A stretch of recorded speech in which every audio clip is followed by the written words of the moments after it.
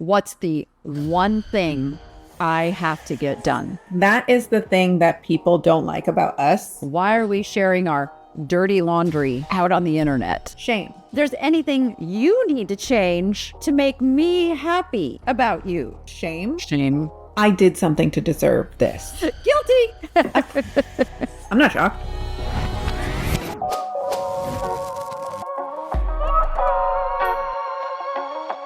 Hello, and welcome to another episode of From Wise to Wise, where we're overcoming victim mentality and learning how to talk generationally. To other generations, we're learning to talk to people. Hi, people. I'm Jordan, your host, and this is Danny, aka my mom, aka the niche lady.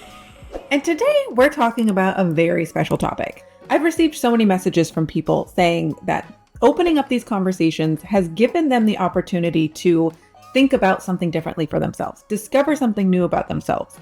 I want to talk about shame today, and specifically how people harbor it after something has happened to them, and what prevents people from being able to discuss things like this. First, let's put a definition of what shame is up on the board, because I feel like we're familiar with it, but I don't feel like we're familiar with it. Shame is a painful, intense emotion characterized by a deep sense of unworthiness, dishonor, or personal defect. It arises from a negative evaluation of one's whole self, often leading to feelings of being exposed, flaws, or failing to meet societal standards. Shame! That is important to get on a ground level as we begin this conversation, because most shame is from this larger, vast societal standard. Sometimes it's family shame. Sometimes it's shame from strangers on the internet. But how do we harbor it internally, and what does it tell us about ourselves? We're going to be diving into that and how successful people hold shame versus how, I don't want to say unsuccessful, but I'm talking about the celebrities and the top 1%ers. How do those people hold shame versus the rest of us normal people? And how do victims hold shame and stay with their abusers or harbor that thing that has been done to them and make them feel like they're flawed for something that they had no control over? The first conversation that I want to bring up here is when we first started being open about our lives online, what were the reactions of people who thought that this should be private? Because there's quite a few messages we've gotten about this is dirty laundry, these are skeletons in our closet, we shouldn't be airing this out. They think that none of these things should be talked about publicly. Why do we think that is? Well, and I think a lot of those, probably all of those comments have come from my generation and older, because there was a different etiquette in the world, but there are things you just didn't talk about. And so now with social media, everybody's talking about it. It's not, we're not the only ones talking about things that have never been talked about. It's uncomfortable, and sometimes it's uncomfortable because people have lived it too. I feel that. I think the things that make people uncomfortable, we need to be comfortable with being uncomfortable more often. That's just a kind of societal bold claim that I am going to stake my flag in the ground.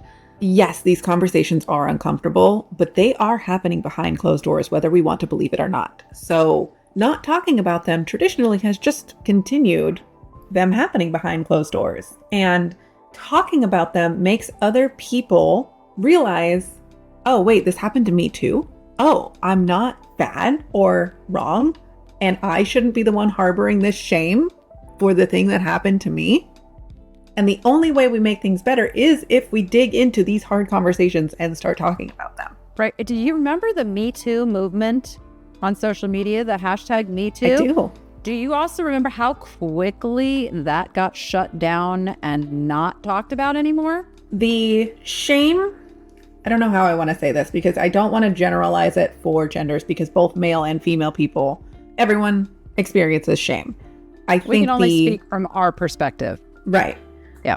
The type of shame I think that different genders get is poignant here. And I don't know if you've ever read Brene Brown. Have you ever heard of her books? I'd have to know a title.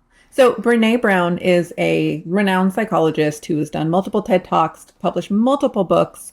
Her most infamous one that I love is Rising Strong, which I will put a link down below if you want to go get that book, and a link to her TED Talk about shame versus guilt and the experience of those things. But what's interesting is shame is I am bad. Guilt is I did something bad. That's a big differentiator that I feel like we get lost in this muddled world of emotions when we're feeling those intense feelings. And I feel like guilt is shorter in time span and shame is something you carry with you. Guilt is a temporary action, and yeah, shame is now identifying yourself and your personality. A couple highlights from a few of her talks. Shame needs secrecy. Brush it under the rug, keep it in the closet, don't talk about this kind of things. It thrives when we keep quiet and we believe we are alone in our struggles. Imagine that. Well, and I think that you just hit on something is, especially victims of abuse, stay in this place like if anybody knew this was actually happening, they wouldn't like me. They would think what did I do to deserve it? I must be a really bad person. And so you keep that locked up so nobody finds out. This is a really good place to talk about the previous episode that we did about your childhood, where we made the disclaimer that, I don't know if anybody reads our disclaimers, but a portion of the proceeds would be going to a domestic abuse hotline.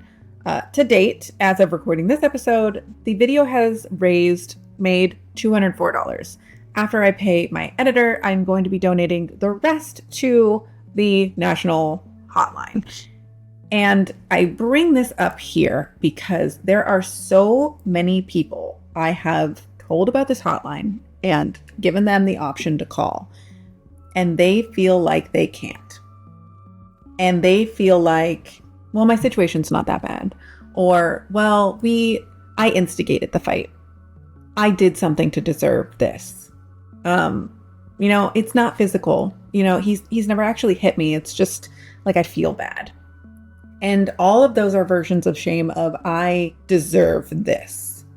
And it's part of the reason that the national average of people that go back to their abusers is 7 times, I believe. And we don't talk about it. We are getting the hate. We see it in our comment sections, and I'm sure you do too, of people saying these are not things to be talked about publicly.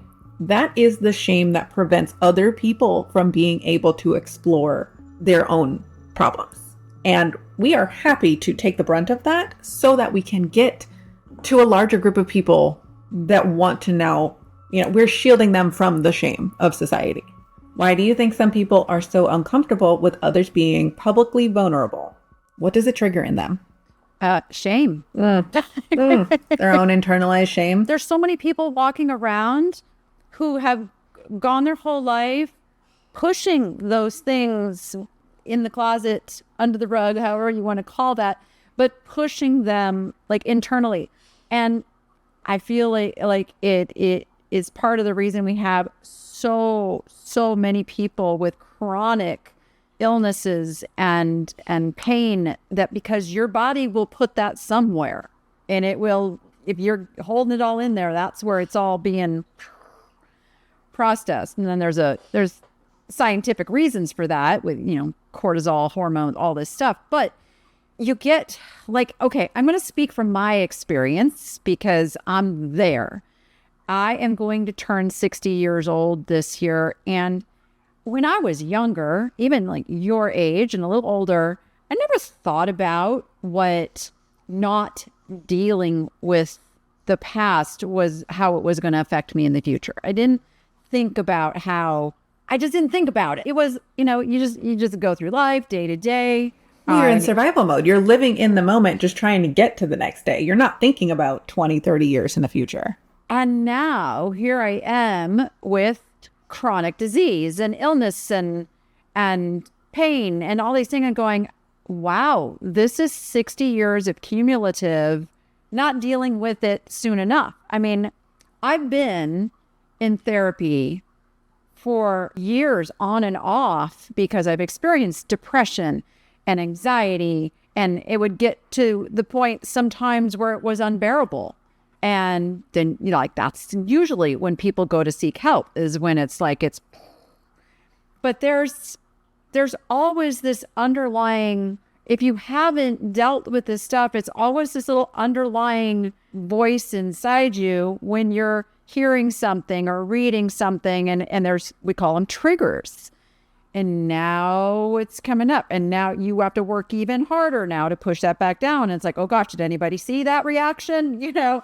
And so by talking about it, and especially talking about it like with another generation, I am fortunate to have you who has pointed out things that nobody in my generation, even therapists, have never been bold enough to confront me with. And I will use that term because sometimes that's what it takes. It takes a waking up. It takes sometimes people call it like hit bottom, or you've got to get to a point where doing the hard work is better than living in the chronic condition, the hard life, of stuffing it for the rest of your life. What's really interesting is you mentioned something here where we're looking at shame versus guilt, and how you go into these scenarios, you go to a therapist, you start exploring like what it could mean for you. And at what point do you just look at yourself and say, well, this is just who I am. I can't change it. And you live in that shame and you accept it. And you're like, I'm just a bad person, so I'm going to continue to be a bad person. Yeah, hence victim mentality. That societal pressure, when societal pressure is too big that people feel like they can't overcome the bad circumstance or the bad choice that they made, that's where we get, people that go back to prison time and time again, because it's easier to do that than try to face their own choices and make better, work through that grind to do better for their lives. And people that they just decide like, well, I'm going to be nasty and mean because that's who I am. Or the people that we see in our comment section saying, oh, she's a bad person. She's always going to be a bad person. She's just a bad person because she did bad things. If they're just bad people and they are going to do bad things, why are you talking about it still? If it's not going to change and you're just shaming someone for what? What is your goal here? So no one can have a redemption arc? Or we don't want to see people having a redemption arc because it feels better to put someone else down than to build them up again. Well, and we see it. I used to really like TikTok, and I'm starting not to like it because it just seems like it's full of people catching somebody in a bad moment, or catching somebody having a meltdown, or it's shaming people, honestly. And I think our society validates that, and that's part of the problem. It's like I see those comments get attention. Those people get attention, which is, I'm just going to say, and I think I speak for Jordan on this one too, it's not hurting us. We've been doing this long enough. We don't take those personally. We don't take those as gospel. We know there's unhappy people out there. But I then see other people being attacked also for saying something nice or saying like, and that's the problem with our society, is like, it's not good enough just to have your opinion and let it go. They have to go and they're so unhappy with themselves and living in that mindset that they have to try to make other people unhappy. Well, I think too, it's easy to dogpile on the shame. Like, let's take, for instance, Diddy. It's easier to just be like, oh, what a terrible person. He should be locked up forever. Instead of looking for the humanity in the moment of being like, one, how did we get here? How do we not do this again? Can this person be redeemed? Can this person have opportunities and a chance to do better in life for the future? Or do we just simply label them, hey, we don't have the resources or institutional knowledge with mental health to be able to recuperate's the wrong word. I'm not sure that's a good example. I know it's a controversial take, but if we look at people that have done these heinous, terrible things, how as a society are we dealing with them? Because we tend to just walk them away and throw away the key and be like, I don't have to deal with it. They're dealt with. I don't think that necessarily the truth. I think they have programs. I think they have Rehabilitation, opportunities within the justice system to get help. And then that's where a parole board comes in to analyze all of that. So, but I do think bad people do need to be dealt with legally and put away and throw away the key. You know? I'm not saying they shouldn't feel guilty. I'm not saying that they shouldn't be dealt with accordingly and have repercussions for their actions. What I'm talking about is the societal weight that we put on shame versus guilt. And how long does someone need to harbor that guilt versus shame? Like, how does guilt turn into shame? How does someone make up for their bad actions? And I'm not defending Diddy, but this is the uncomfortable truth of what we're talking about is if we truly want these things to stop happening, we have to figure out how they start and how to circumvent them and talk about how these people got to where they did. I see where you're going now. Otherwise, we're going to continue to have serial killers. We're going to get, I watch too much Criminal Minds too. So it could be a little bit, but might have been a little too much CSI as a kid, you know? Could be. Whose fault is that? Mom? Guilty. We have to be able, and I don't think it's in this generation, and I don't think it's in the next generation.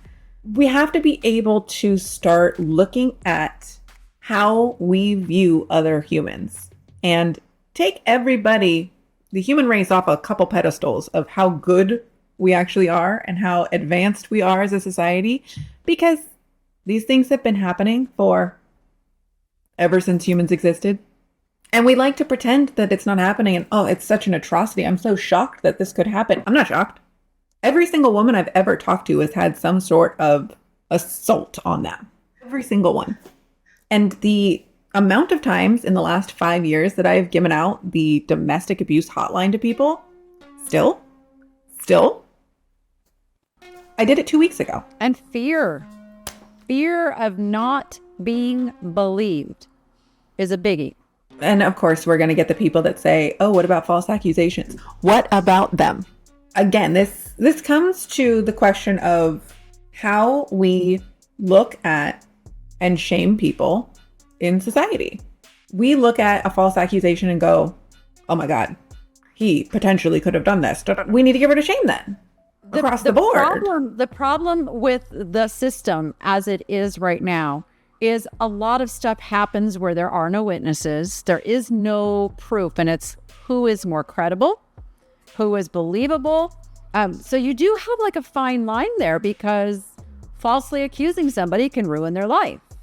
So I don't know what the answer is there, but hold on.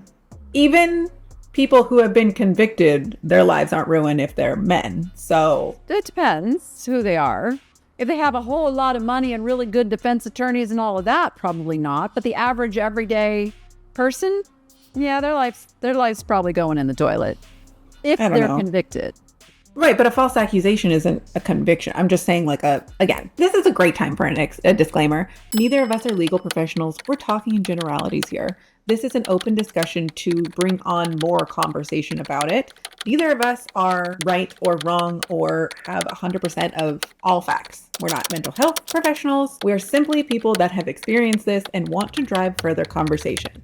This, just really going back to our topic of shame and people being uncomfortable with us openly talking. And I think that's, where you're trying to get back to is when do you talk about it? How do we bring awareness? Okay, let's just say everybody is fighting for the full Epstein files. Why? Because you want to know. You want the awareness. You want to know what's happening out there.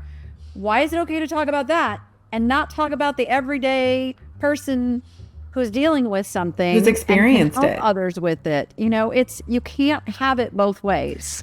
This leads me back to my list of questions. Who does it benefit if we don't talk about our experience? Because it's not the victim. It's those the getting person away with hurting with others. doing it. And it's usually multiple people. It's probably never just one, you get away with a little bit, and then you're like, oh, there's no repercussions for my actions. So you do it again. Even if it's not a conscious choice, because this is the other problem we see. He didn't mean it. He was just upset. I talked to someone for the span of 2 years, and they were pressured. So first of all, when they were 16, an adult took advantage of them, and they thought it was their fault because they dressed it promiscuously around this person. They made sexual innuendos and jokes. It was their fault for leading this adult man on. That mindset stuck with them into their first relationship. And it continued when they got put in the hospital by said person because they started the fight. No. It irks. It boils my blood that this has happened to this person. And I have tried helping them and trying to get them to go to therapy and get them to talk about it. But they are so deeply ingrained in their own shame that they can't even talk to me anymore because it's easier for them to just accept their life the way it is instead of trying to work through the terrible things and bringing up the past. And that's the reality for a lot of people. I was just watching a court case the other day. It was there was an adult who had a business. It was a martial arts business, so lots of access to children. And it was a small town, and this little girl had been going to this martial arts since she was 6 years old. And he became friends with the family, and so offered to transport said child back and forth.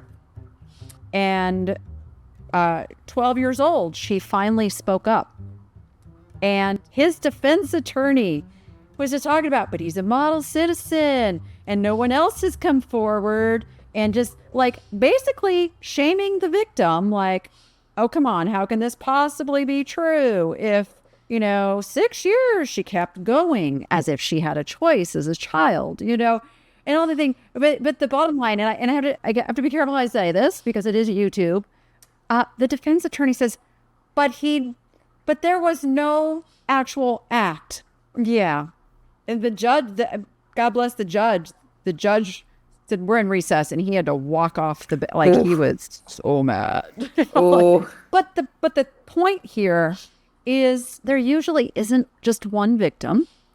Is people have patterns. And then it goes to your point. If it is something that kind of snapped in them, are they helpable? Can we get them back before they have multiple victims? Can we study this and figure out what is it causing this pervasive problem in our society? I think that's a controversial thing to say too, is how do the people that hurt people get help? Because they're also hurt people. And nobody really wants to talk about that. Nobody wants to think about that. Yes. We all want to throw our anger and, blame on these people, which should they feel guilty for the things they've done? Absolutely. But again, as a society, we have to be more dynamic with how we respond to things. And it can't just be outrage and anger, because that doesn't get us anywhere productive. And compassion in there also. I mean, I will tell you, it is one of the reasons that I stayed with my abuser for so long, is I knew his history. I knew there was a hurt little boy, and I knew, they just need someone to love them. Yeah. If only I could just be that person to love them enough that maybe they won't be so angry anymore. I know exactly how that feels because I've done it twice. And I'm sure there's a lot of people listening that have also had that same exact thought. But I also had that paired up with my childhood experience of, well, this is what makes a man happy. You're going to get me started. I mean, I just know that's why I stayed, because everybody like, why did you stay? Why didn't you? I remember it could get better. I wasn't making him happy enough. It's your fault that he's not happy. Regulate, deep breaths.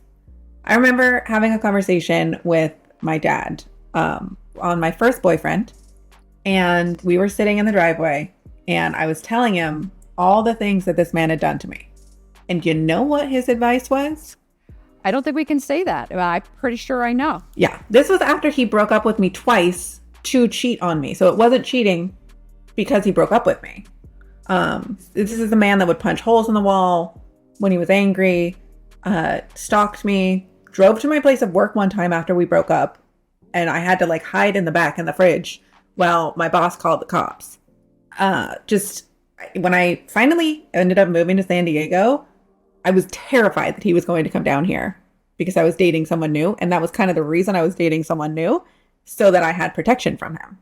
Just unhinged level. But again, I was told, why aren't you making him happy? What could you do more of? You should go back to him. Specifically what you should do, right? A little too in detailed, but yes. Dad, no, you're dad. But that was the mindset that I was raised under, that was my obligation and role. And I was talked to differently when I had a man in my life versus when I didn't. That was the most poignant thing I remember about my early formative years starting to date, is that I did not have any cred of like respect unless I had a man in my life. And then all of a sudden I was this like shining golden child. And I was like, what?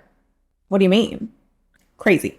We'll have to have like a whole nother episode about the societal roles of male versus female and the patriarchy and the patriarchy. We keep teasing a patriarchy episode. I know you want to talk about There's too many episodes. There's too many episodes to talk about. Can we tease that we have some like really exciting guests coming up in the near future too? We are at the point in this series, if you've been following along, that we record, I don't know, 4 or 5 episodes ahead. So right now it is April, the start of April, just for you guys to know. But we are working with some really cool people behind the scenes to bring you more information, more knowledge, and more topics with their expertise. So we have a neurodivergent specific episode coming up. We have a narcissist specific episode coming up. Ooh, everyone's favorite topic. And then a couple more guests that we're still trying to figure out what we're going to talk about, but they're going to be exciting. So stay tuned. We're doing things. This is going places. Let's get back to our questions. I want to show a message of something that I got from a former coworker about our podcast, that a message like this is worth 20 people telling us we're doing something wrong on here. And let me just read this to you. And I'm not going to share their name because I didn't tell them that I was sharing this beforehand. So I wanted to reach out because I absolutely love your content and can seriously relate. You always had a great perspective on neurodivergent topics, which I enjoyed knowing I wasn't alone and embracing things that made me different. At work, I masked so hard, but some things you said really helped me. There's a word in there that didn't need to be. I've come across your podcast somehow. You just keep popping up on TikTok everywhere. And I really love the Wise to Wide podcast. From one neurospicy mom to another, you're doing great. And no, I'm probably just a random person to you, but I wanted to let you know your content really makes a difference. And for probably many others like me. Can I just say that little self-deprecation piece in there? That's a shame level right there. Of that, like, oh, you don't really want to listen to me. You don't really want to hear. I'm nobody. Like, be very aware. I say this to everybody. If you are writing those words when you're talking to other people, if you're giving that opening to be nobody, to be not important, to be whatever, fill in the blank, start becoming aware of that, because that's the essence of shame. Like something that's making you put that out to the world. You don't have to shrink yourself to be accepted by other people. And I think that is the thing that people don't like about us, specifically me. They don't like my confidence. I don't like it sometimes either. That's fine. You don't have to. Again, that is the beauty about being individuals. You don't have to like everything that I do. But can I just put an aside there? This is a good opening to say, I love you. I love every bit of you, all of you, and I accept you the way you are. That is you. It's for you. I can choose not to mimic some of those things in the way I do things, but that's okay. I can still love you. It doesn't mean that there's anything you need to change to make me happy about you. So how do we get there? How do we overcome the shame that we are being dogpiled on? How did we get to this level of confidence? Because I'm sure that's the next question that everybody wants to know. We unpacked it. We know that we're shaming ourselves. Now I'm shaming myself for shaming myself. So now what? I've always overshared probably on my channel for, I've had, 16, 17 years now on YouTube. And my thing has always just been I bear it all. I tell all, I share all. I share all my mistakes. I share my failures publicly. Everything is public. And what I've gotten to, it's actually those hateful comments and the backlash that has made me a more confident, stronger person, because it has taught me to focus on the 99% who actually get it and understand and are appreciative of what I put out to the world. And if something that I share and do helps you, that makes me happy. That makes it all worthwhile. And so the confidence has been built by focusing on the good. And you have had to remind me of that over and over for years. And it works. It starts retraining your brain. Because if you carry shame, you want to believe the ugly stuff.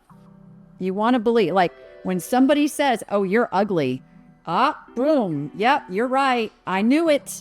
I was already feeling it, and you said it, so it must be so. Here's that book recommendation again. We're coming back to that Eckhart Tolle, The Pain Body. The pain body wants to be fed. The pain body keeps you in victim mentality. And it is easy to say the things that we've been saying to ourselves that keep us in that comfortable space. We know this space. We know how to operate in this space. Even if it's not happy, even if it's not functional, it's safe because we've been doing it. It's familiar.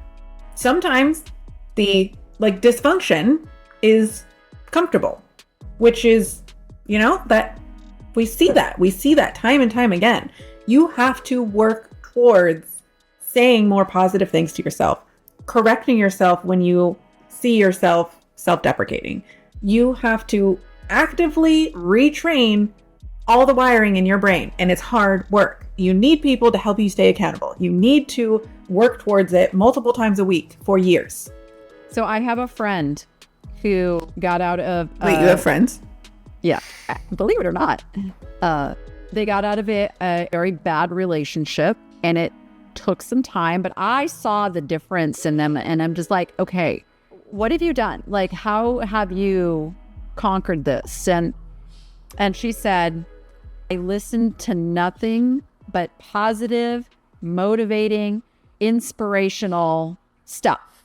I'm working in the background. I've got, something that is talking about successful people and how to get there, and no focus on drama and trash talking and gossip and all that stuff that just drains us into negative mode.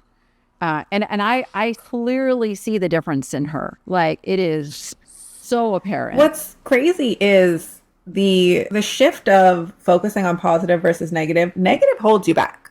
Negative is always going to be pulling you down.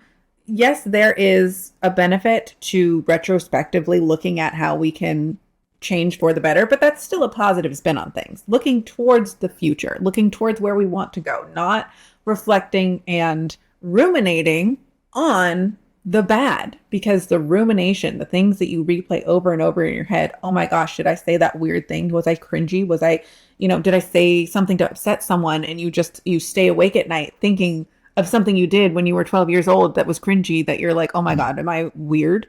We've all been there. But those are the things that hold you back. That's the negativity that is sucking your progress. There's going to be some perfect people in the comments section that will not have gone through any of those things. That's fine. If you haven't, that's great. Good for you. You can still be more positive. We'll talk about denial in another episode. I heard recently on a podcast I was listening to that rumination is not productive. It's not planning. I hate rumination. It is not helping you. It is not getting anything done. It is not setting you up for success. And that is one of the hardest things, like the ruminating intrusive thoughts. Oh. And if you've never had intrusive thoughts, that's fine. You don't understand. But if you have, you understand how debilitating they can be sometimes. And talk about shame. Shame and neurodivergence kind of go hand in hand too. Let's tie this all a little with a bow. The people that shame us for talking about our neurodivergence.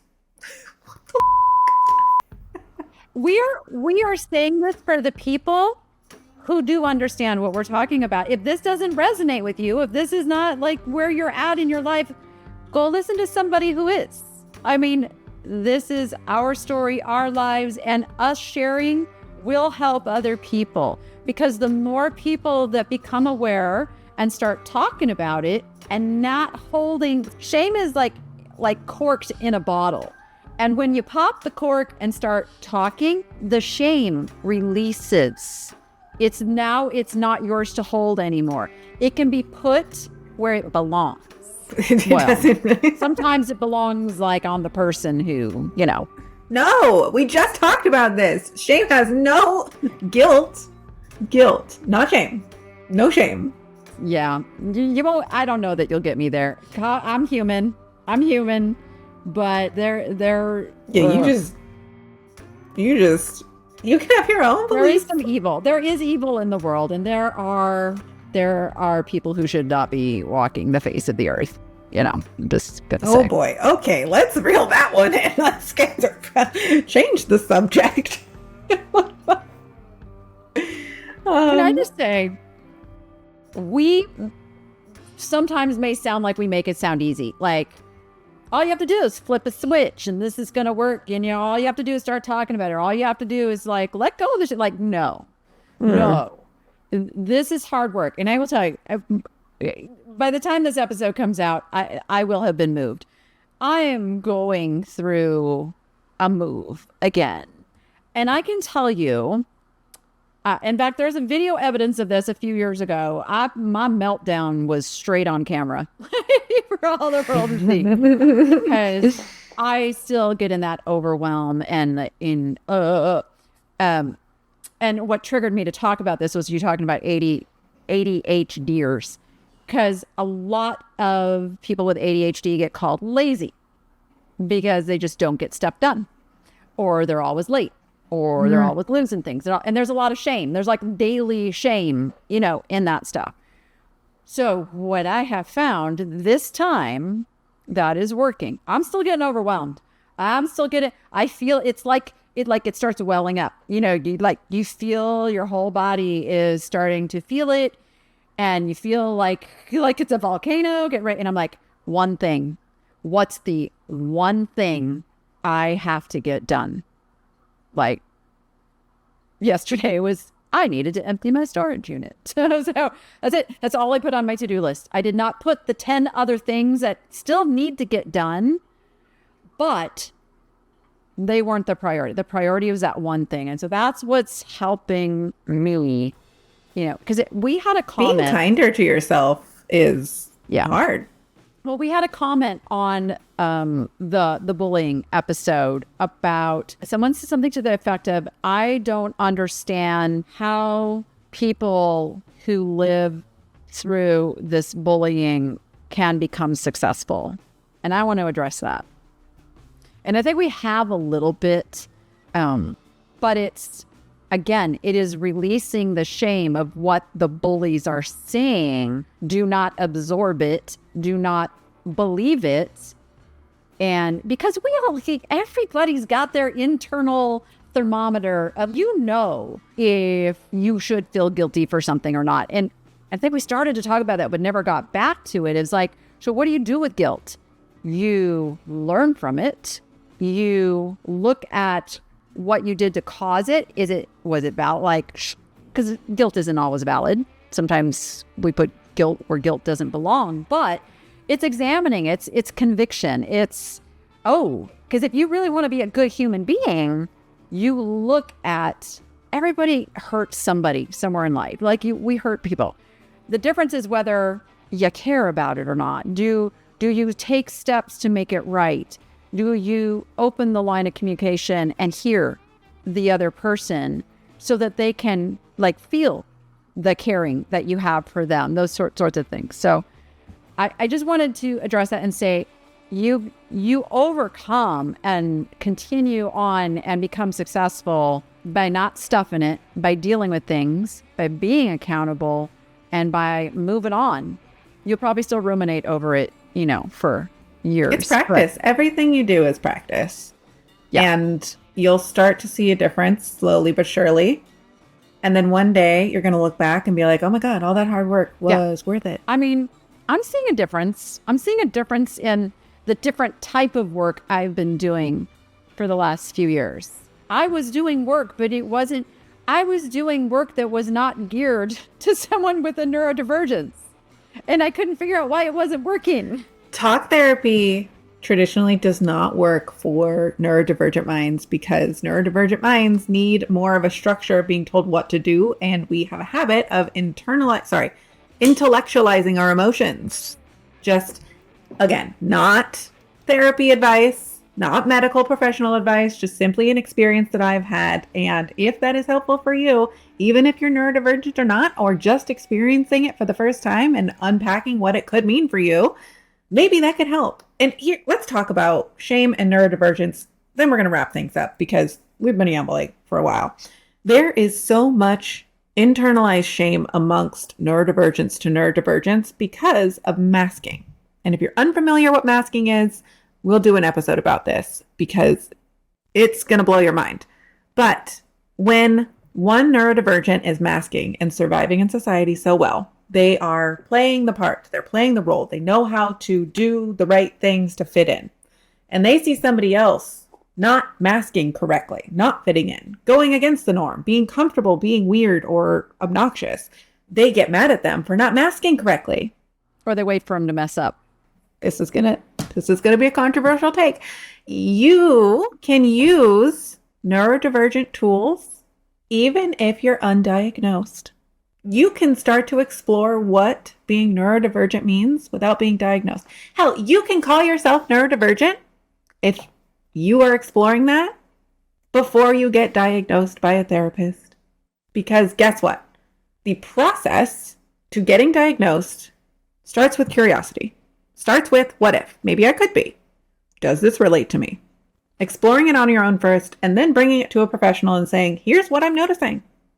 And that needs to be open to more people. And guess what? If you call yourself neurodivergent, and then you go to a therapist or a psychologist, and they say, actually, maybe you're not. And you're like, oh, shoot, okay. Who did that hurt?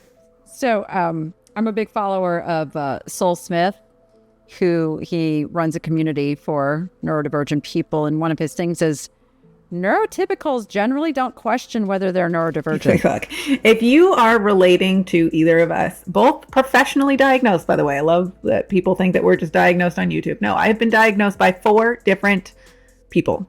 So if you're relating to someone who is neurodivergent, the chances of you also being neurodivergent, pretty high. Because it's spectrum. It is. Not everybody has the same symptoms either. Not everybody, even between Jordan and I, we're not not everything is the same. And that's, I think, what makes it even more important to talk about it and start learning, it's okay to have quirks and things, and there's other people you can connect with that have them. And then you feel a little bit more normal because it's like, oh yeah, there's other people out there that have this. And because that's just kind of how we find it. Feels safe, to know that there's other people that operate the same way. We don't talk about this because it's a fun little buzzword on the internet right now. We talk about this because this has significantly impacted the quality of my life to be able to recognize my neurodivergence and adjust my life accordingly. And that's what I want to share with other people. If the things that I'm saying don't help you directly, maybe it leads to a pathway of something that might help you. That's all we want.